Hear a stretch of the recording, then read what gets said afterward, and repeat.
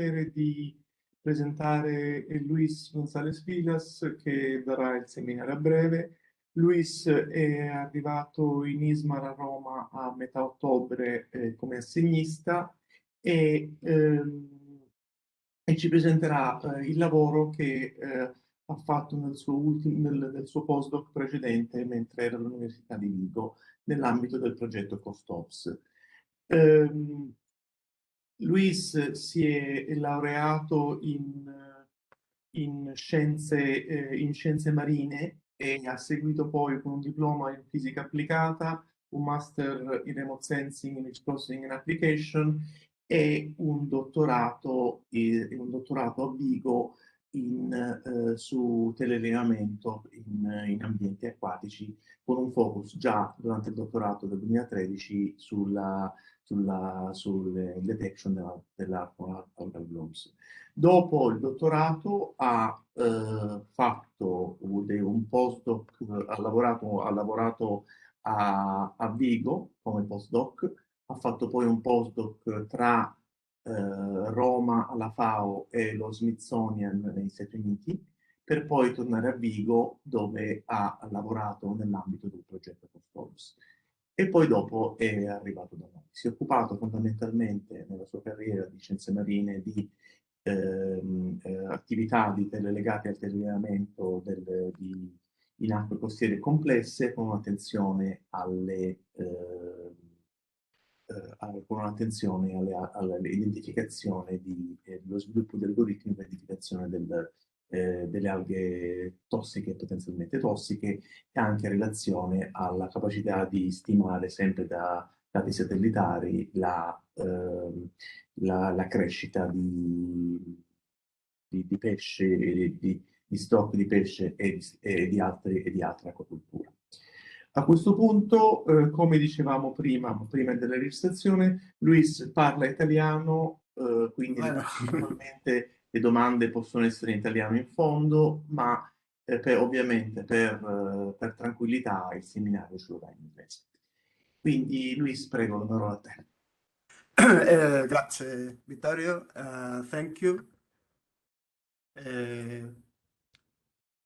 So I'm talking about my previous work at the University of Vigo, as Vittorio said, within the project COSOPS. This project was aimed at exploring the potential of satellite data for the monitoring of coastal water environments, and with a focus in the development of validated products for users. So it was a project oriented to users. So the project included for use case the Dutch coast, the South Brittany, Adriatic Sea, and Galicia, and different types of applications related to monitoring of coastal waters. In my case, at the University of Vigo, we work on the use case of Galicia, and mainly in the development of products for the detection of monitoring of harmful algae bloom. We work with as user with a council of mussel producers in the area. So I organized the seminar in 4 parts. First, introduction of the study area. Then I explain a bit two of the products. One of the Pseudoniscia oil indicator, another one is the mussel growth product. Both of them based on satellite data. I finish with a general discussion. So, the Rias Baixas, Ria is a Galician name for these coastal environments, which were originated by the flooding of ancient river valleys by a combination of the tectonic subsidence and increases of the sea level. And Rias Baixas is the general name for the four southern coastal embayments. That is from south to north, have the Ria de Vigo, Ria de Pontevedra, Ria de Arousa, and Ria de Muros. So in this slide I show some data about the dimensions. The rias usually are wider in the mouth, with a width between 7 and 15 kilometers and a length around 30 kilometers, more or less. And the depth, the maximum depth is around 30 meters. So usually a central channel that is deeper, and then the depth decreases towards the coast. So the dynamics and the circulation patterns inside the rias depends on the upwelling and downwelling cycle in the adjacent continental shelf. And this cycle depends on the prevailing winds. We have north winds, so it happens at welled events. During the welled events, there are input of deep, cold, and nutrient-rich waters into the rias, and there are reinforcements. This is a positive estuarine circulation, and they are usually associated with stratification. And we have south winds, we have the contrary, downwelling events, in which we have inflow of surface waters, outflow of the deep water. We can see better in the outlines. So the other characteristics of the river of the rias are the tidal currents. There's a tidal range between 0 and 4 meters, and also there are some river inputs from small rivers. So as a consequence of the upwelling events that are more frequent between March and September, more or less, there is an input of nutrients, and there is an increase of the productivity. And this is the base of the rias ecosystems, which are very diverse ecosystems and very rich in fish and shellfish resources. And this is, for instance, an area very important for the cultivation of mollusks. Some of the areas shown here are protected areas, first mainly around the islands located at the mouth of the rias. But on the other hand, these ecosystems are under some pressures of the urban development. There's around 800,000 population living on the coastal strip, an important fishing and aquaculture industry, also poor activities, and threats as the climate change and the harmful algae blooms, which are a frequent phenomenon in the area. So the most relevant activity for the COSOPS project was the mussel culture using rafts. We can see a picture here. The rafts are a floating structure made of wood, and they are suspending on the sea using floatings and secured to the bottom through a concrete block. And from this raft, there are hanging ropes where you can see this nice underwater picture, where the mussels are put for the cultivation. This is this table shows the typical cycle of the cultivation cycle of the mussel. The baby mussels are collected from December to April, more or less. Then are put on the ropes using a biodegradable net that is disintegrated once the muscles is able to grab to the rope by itself. It's an initial growth, usually between 4 and 6 months. And the muscle goes from more or less to 20 millimeters to 50 millimeters. Then this is a process that's the unfolding. That means that the muscles are divided from a rope in 2 or 3 ropes because to avoid the excessive weight. And then I'm put on the water again for the final growth stage, and then grow until more or less 90 or 100 millimeters. So the harvesting of the muscle is done throughout the year, but it depends of the destiny of the muscles. That usually between August and November they are collected from processors, and between November and January for the fresh market. So at the end you have a growing time. A complete cycle lasts around between 13th and 19th month to get the final size around 90 or 100 millimeters. This is the distribution of the muscle rafts in Galicia. They are organized in polygons, and then this is polygons. You can see here some examples, and these polygons are grouped in general production areas that are used for the monitoring.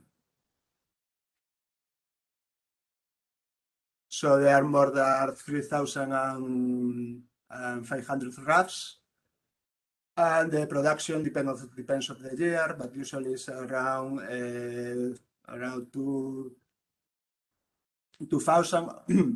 200 or 250,000 tons per year. And Galicia is in fact the European leader in muscle production.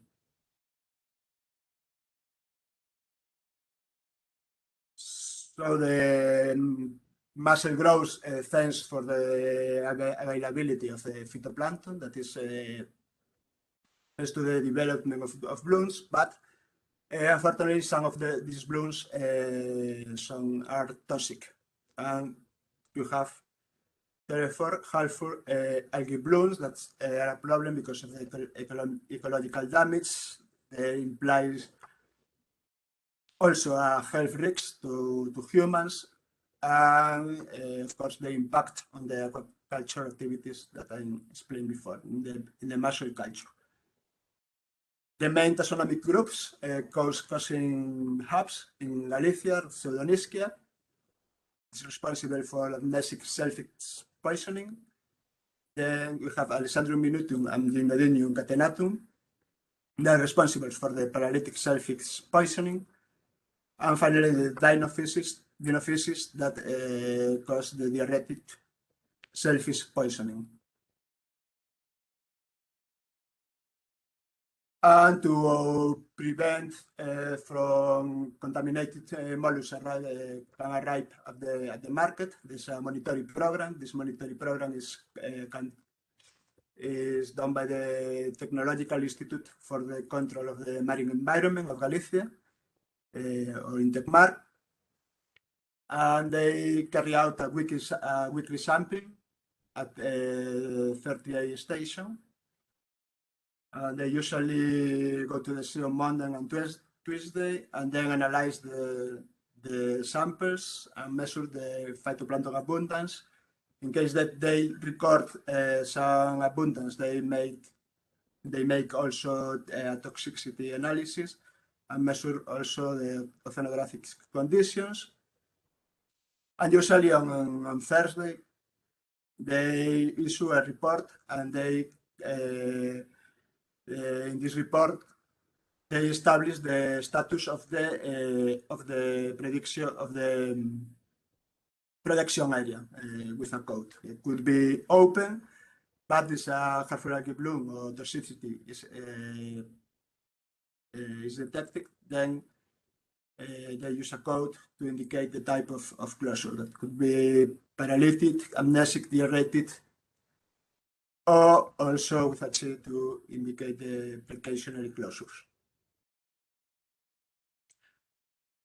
So within this context, the idea of the COSOPS project is to explore the potential of the satellite data to obtain information that could be useful for muscle producers, to help them to some extent to mitigate the impact of the hubs, and also complementing the information that is already provided by the monitoring program. This project was focused on the use of satellite data. We used two types of satellite. On the one hand, OILCI, that is good for the monitoring because it provides, we have daily images since 2019 because there are two satellite configurations, OILCI A and B, and with a good spatial resolution.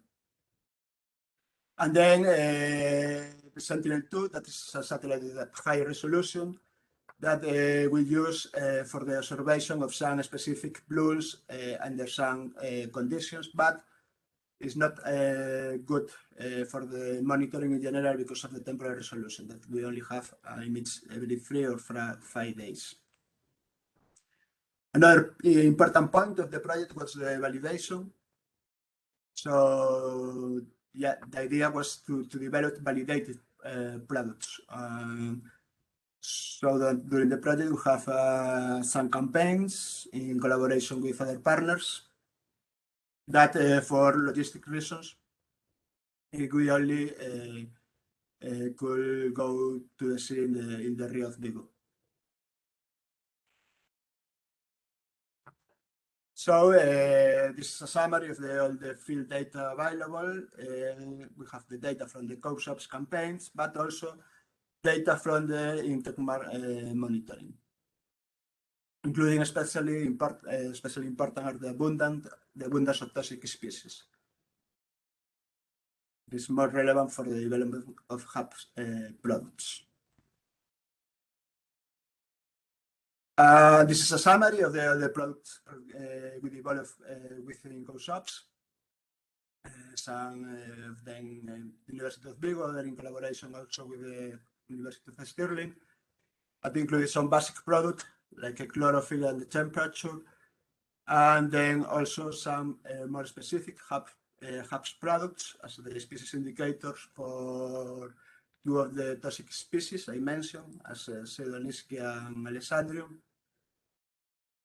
And we also develop a muscle growth model product to make simulation of the cultivation cycle of the mussels. So in this seminar, I'm going to speak about mainly of two of the products, the species indicator for Pseudoniscia and the muscle growth model product. We were in the collaboration with the Regulatory Council of Mussels from Galicia, and the idea was that this product will be available for a demonstration period as a near real-time service.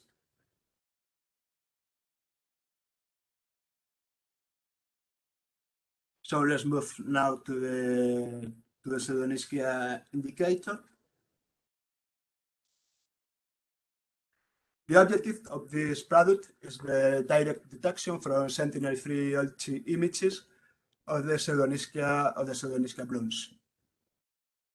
So we work with a data set from April to 2016 to September 2020.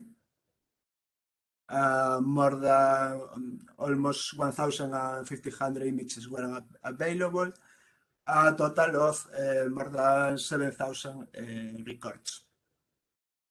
The development of this indicator is based on 3 stages. First is the generation of a MATLAB's database. Then the second stage is the algorithm development, and finally the validation. So we divided we established different categories of abundance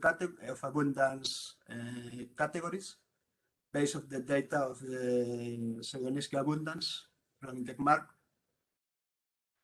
using some thresholds. For instance, 100 shell is the 100 shell by liters, the threshold to distinguish between below detection limits and presence.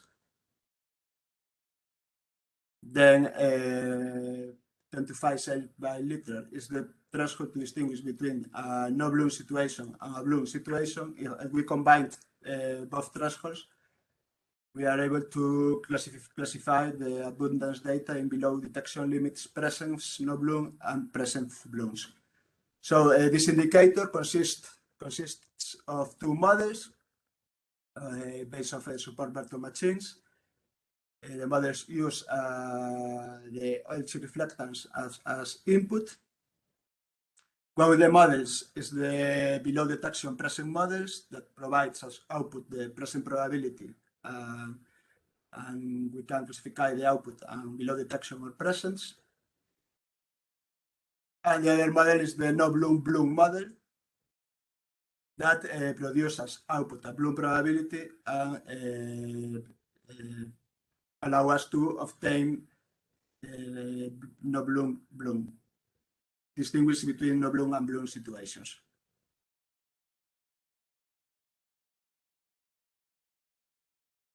So the first stage was the generation of the MATLAB database. First, we need to process the images, masking and atmospheric correction, and then we put together data, the reflectance and the Zelinsky abundance on the same temporal, spatio-temporal window. So we have at the end a MATLAB database with valid data relating the oil-chip reflectance and the corresponding abundance. Note that the data, the images are always on the same date as the sample, and the reflectance extracted in a window around the location of the sampling station. So this is a spatio-temporal link between the oil-chip reflectance and the Zelinsky abundance.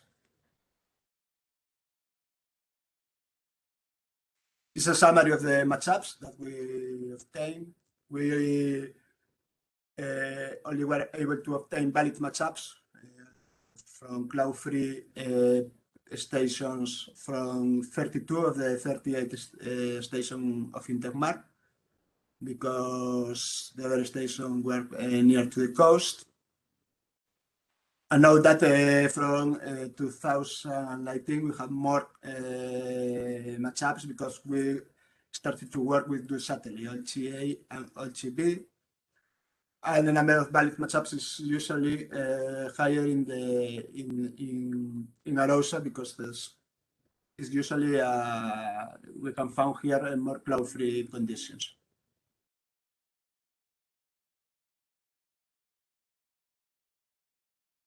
So in this figure, we can summarize the sampling coverage, and we can see that the number of the valid MATLABs, as expected, is higher in the months of April and autumn.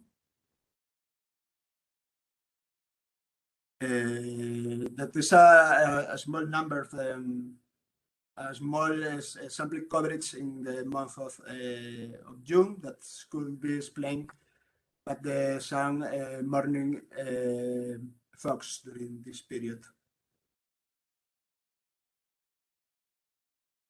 So once we have the valid MATLABs database, the second stage was the algorithm development. So we divided the database into two datasets: a test dataset that you use for the validation and the training dataset that you use for develop the SVM models. We use a grid search approach for the selection of the optimal configuration of the models, evaluating using a lead-one-out cross-validation process. So at the end, you have the models that produce from, as explained before, from Olchy reflectance, the below detection present model produce present probability, and the Bloom detection Bloom model produce Bloom probability.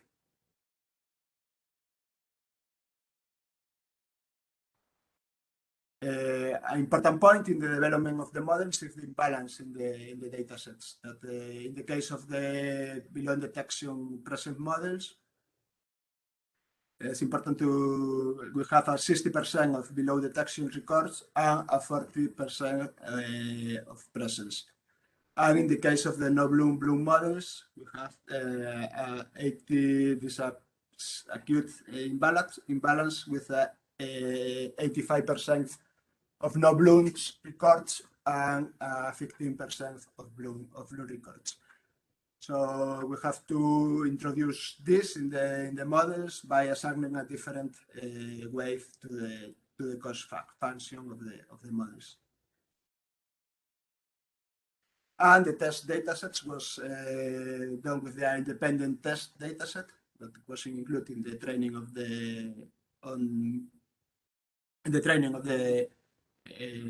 the models. So what we do for the validation is to compare the output of the model in terms of classification, no Bloom, with the real value in the actual values in the datasets, no Bloom.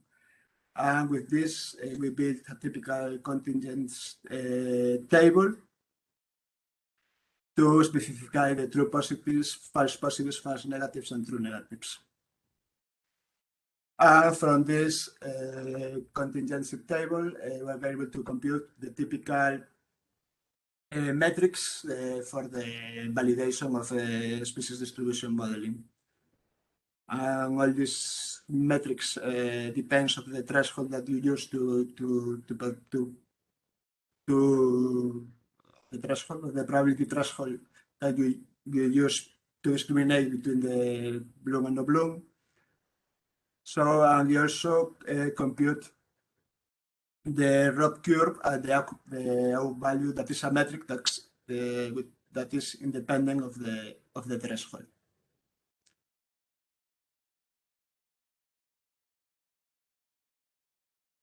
In this table, I summarize some of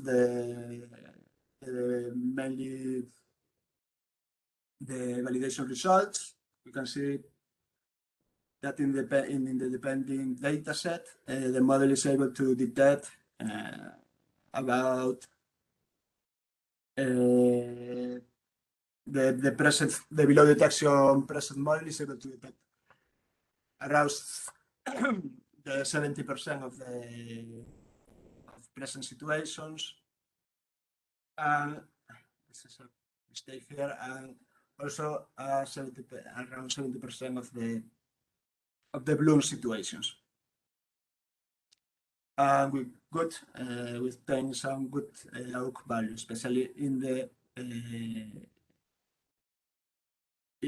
Bloom no Bloom model.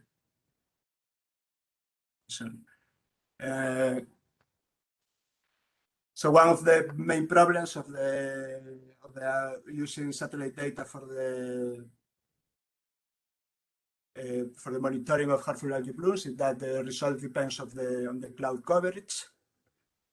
So we made a cloud cover analysis, and we could see in this analysis that more than 60% of the images has more than 20% of pixels valid pixels of cloud-free pixels in the study area, and 20% 25% of the images show more than 90% of valid pixels.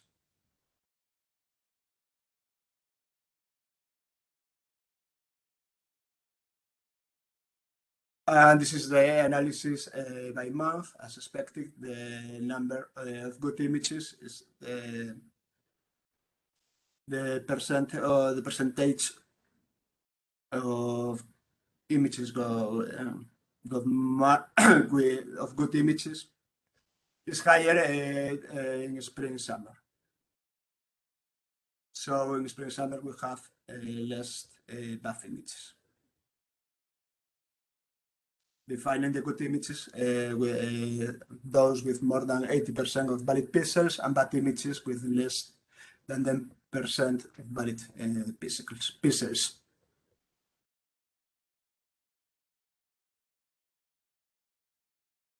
So we can see here the spectra, the average spectra for each one of the categories, of the abundance categories. The blue means the below detection limit, green the presence no bloom, and red the presence bloom. So we can see that the bloom show lower reflectance values in general in the blue part of the spectrum, but otherwise there's a big overlap between the different classes.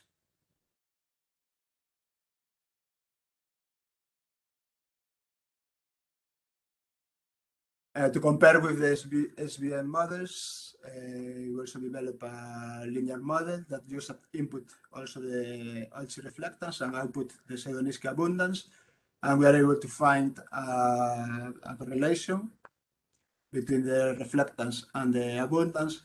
But if we compare the results of the linear models with the SVM models in terms of presence detection or the bloom detection, we see that the results are the metrics are better using the SVM models.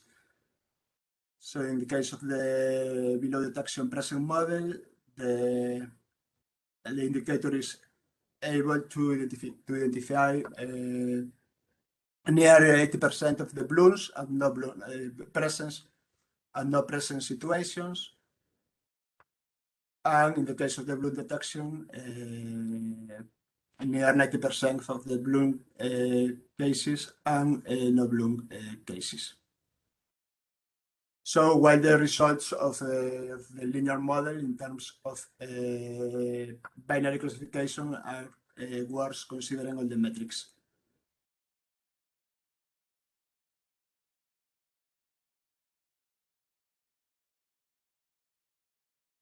So this is graphics show the relationship between the Pseudoniski abundance and the chlorophyll concentration that we found a correlation with a R squared with R squared of 0.25, and we can see also here that this increase of the chlorophyll of blooms with respect to no bloom and with respect to the below detection. So, but you have to think about that. You have to think that chlorophyll is common to all the taxonomic groups. Therefore, it's not possible to use only chlorophyll for the detection of the Pseudoniski. So, question is the model is only detecting chlorophyll, but if we compare the relationship between the output of the model with chlorophyll, we see what we obtain a worse relationship as compared if we obtain the relationship between the model and the Pseudoniski abundance. So I mean, we have a better relationships between the model and the abundance that as compared to the model and the chlorophyll.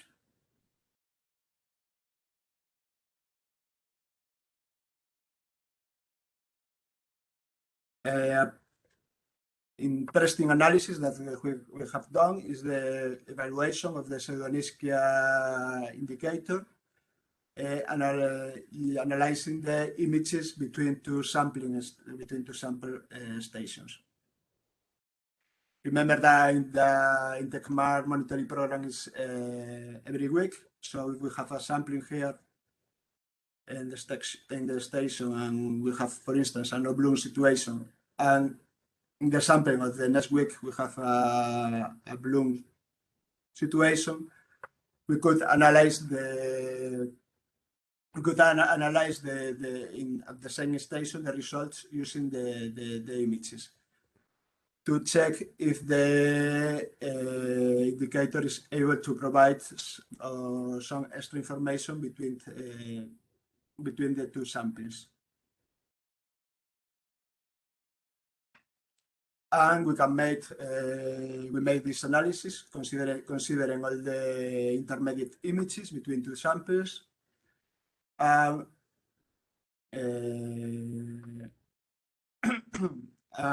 We can see in these histograms, for instance, at the start of the week we have a below detection situation, absent situation, and at the final, and this is the initial, and this is the final situation of the stations. So when we have at the beginning of the week below detection and the final below detection, the image in the results of most of the stations, the image is able to detect also below detection. And in other situations, the indicator is able to detect the change from the initial situation to it's able to, yes, difficult to explain, it's able to detect the change between the below detection, from the below detections to the no bloom, a presence no bloom or a presence bloom situation. This is the same, but if we started in this case, we have an initial presence situation with no bloom. And this is the percentage of samples, and with the category is the same at the beginning of the end of the week, also in the images. And this is a situation with the images able to detect a decrease of the abundance, or here increase.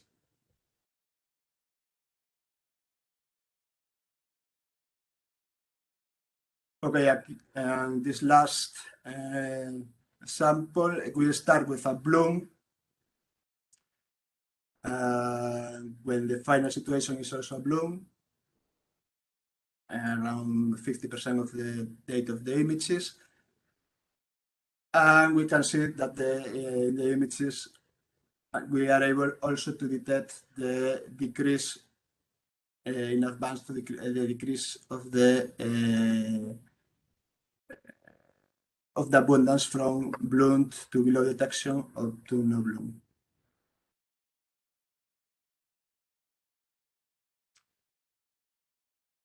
In this figure, we can see as the indicator is able to follow the weekly temperament pattern that is observed also in the monitoring program. And you can see in the comparison between the percentage of blooms detected by the bloom indicator, by the ELCH indicator, and observed in situ, that more or less follow the same patterns.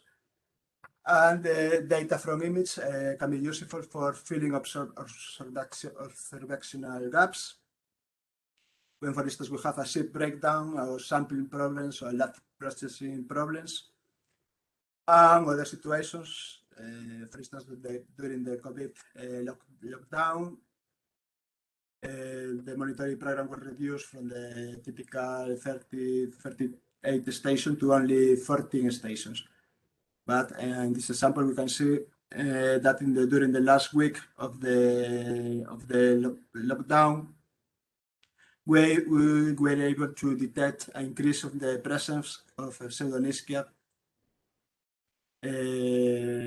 before it was detected in the sampling, the monitoring sampling, in the monitoring. So I will show some probability maps now. You can see that these maps are useful to discriminate between no bloom and bloom situations within the same image.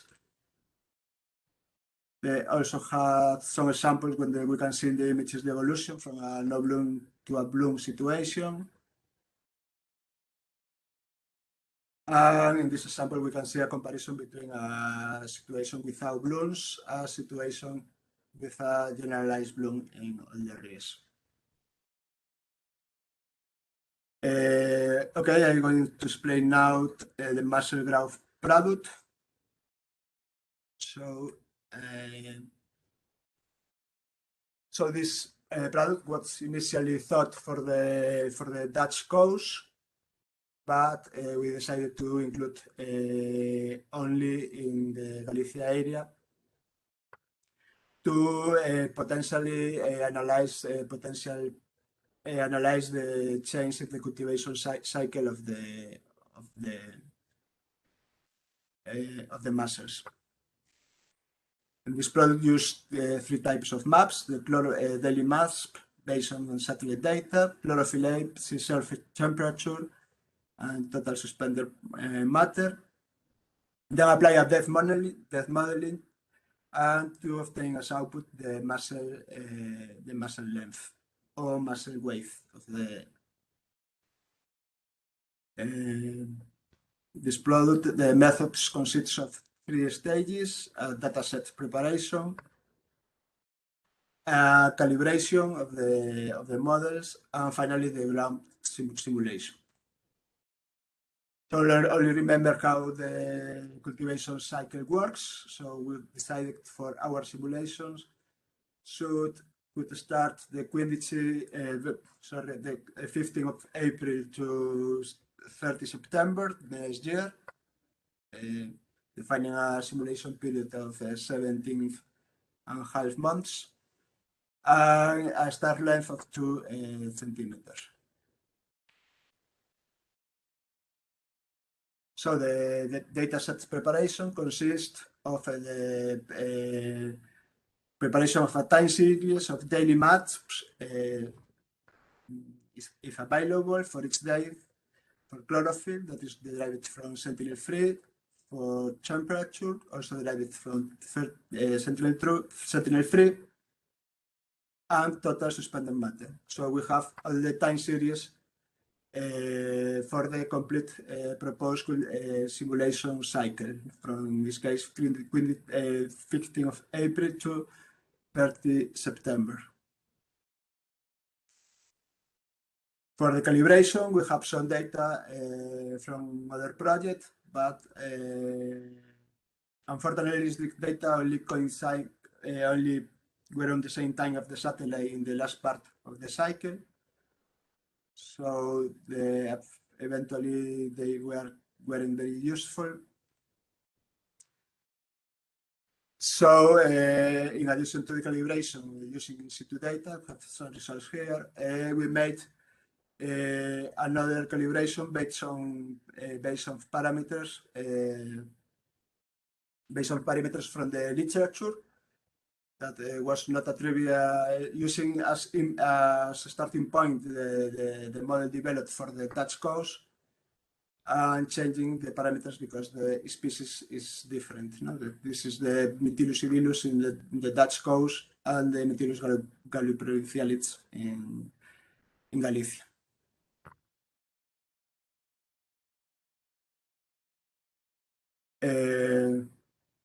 And finally, the growth during the last stage, the growth simulation, the model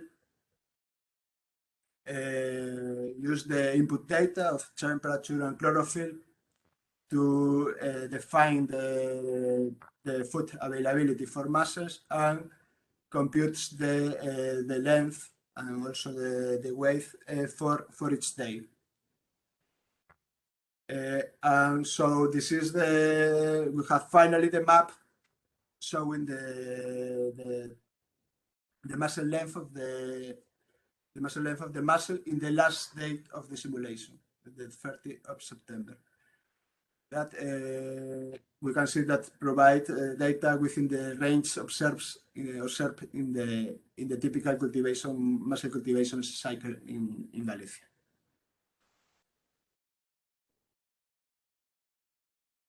So we didn't have available data, mussel length data to make a direct validation, but we were able to validate the input of this model, the chlorophyll, that was good results because we developed a specific neural network algorithms.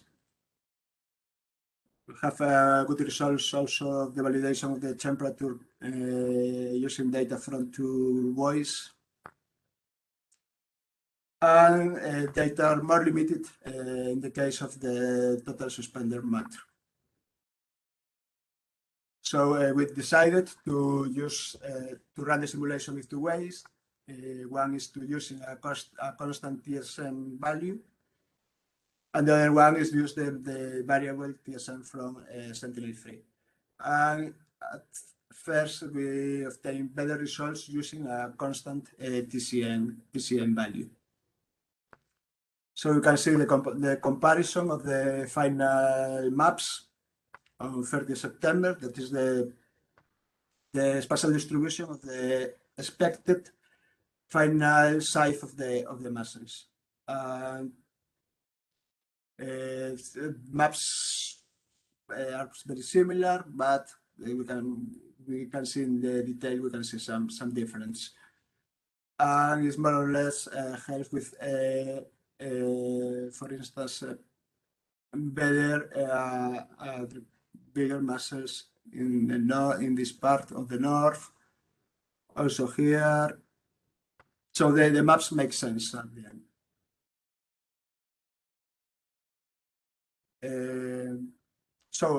With a way to evaluate to evaluate the results of these models is just data from the statistical data from production that are available for the different years and for district areas.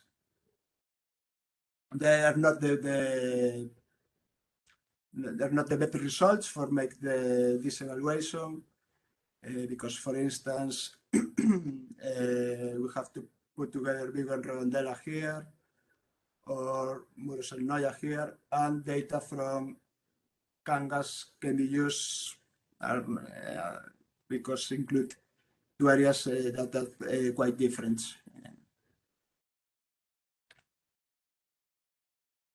So we did is to first integrate the results of the final, to average the final length for these district areas, and then if we compare the district production with the district average final length, and we obtain, despite of the uncertainties and the problems, that we have a good relation, especially using the constant TCM. So we can conclude that it is a good starting point for this product, and maybe needs a future development using in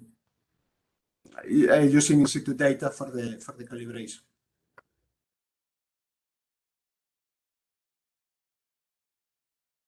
So finish with a general discussion. So we have 4 species. The reason because we chose the Pseudonyschia because we have been worked before. They show high abundance, so as expected could be detected using the satellite. And also the the pattern of the Pseudoniscia is usually related to the upwelling patterns. So we have most blooms, a higher percentage of blooms in summer, in April summer, and is a species adequate for the development of short-term prediction model.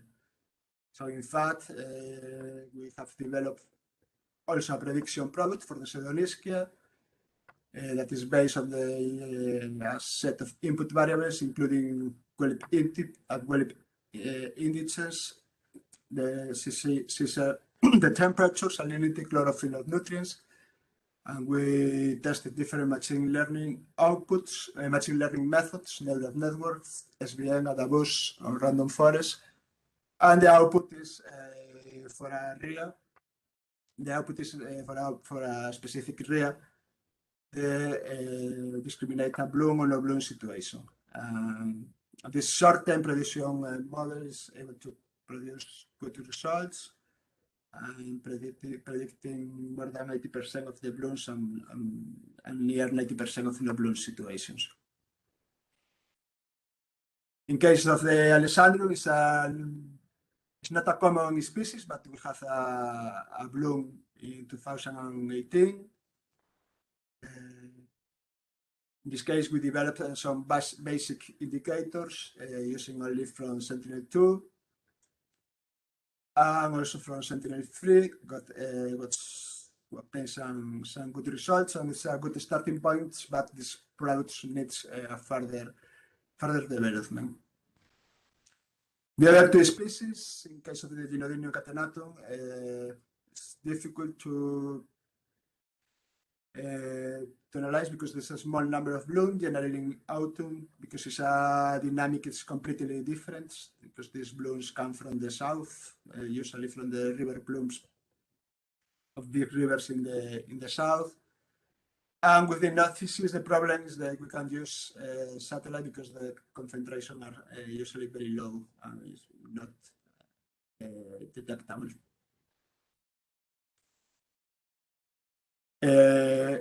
Other product is the chlorophyll that is usually is commonly used as a proxy of phytoplankton abundance. This is common to almost all taxonomic groups, and we can see in this series of images is the typical pattern during a upwelling cycle.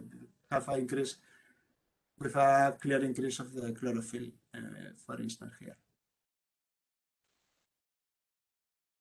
And this is the same days, but for the temperature. That is a typical example of the physical biological coupling in the areas. No? That well implies colder water and a higher chlorophyll.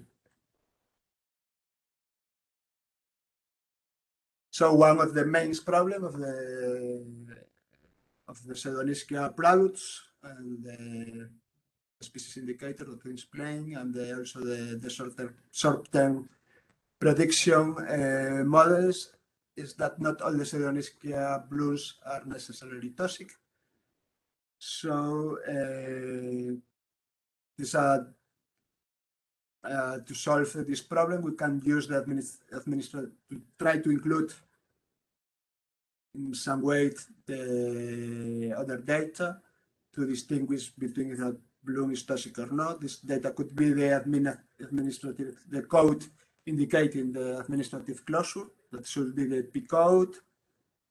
That is not easy because they sometimes when there is a diaretic closure, they don't put the P. They only so. And there are options to use the data, the domoic acid concentration. That is the domoic acid is the toxin from Pseudoniscia, but this data there is a limited data set. So also indicate that some of the products were evaluated during a demonstration period using a portal for instance, the chlorophyll temperature and the species indicator for Pseudoniscia. And in general, they consider that we are in the good way, but we need to work more, especially to distinguish to try to include other species and also the toxicity elements, the toxicity.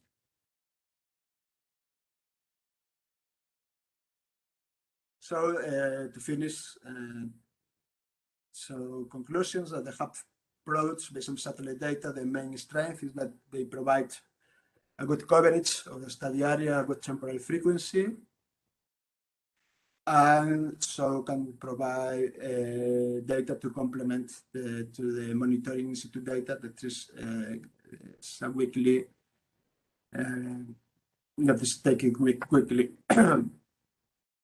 Main problems the indicator, though, I said before, not able to discriminate between toxic and non-toxic events.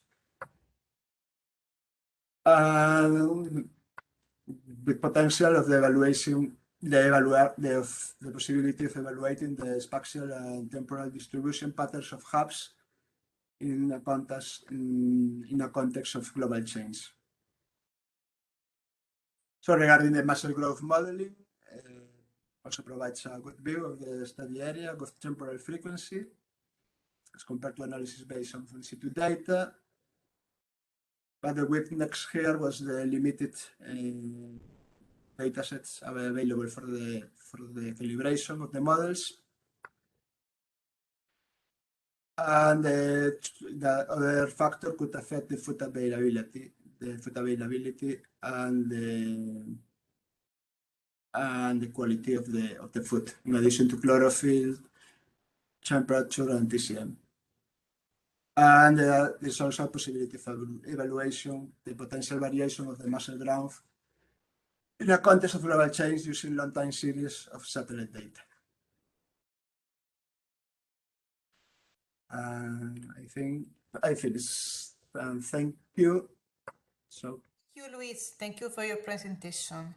Okay. So I stop recording. Okay.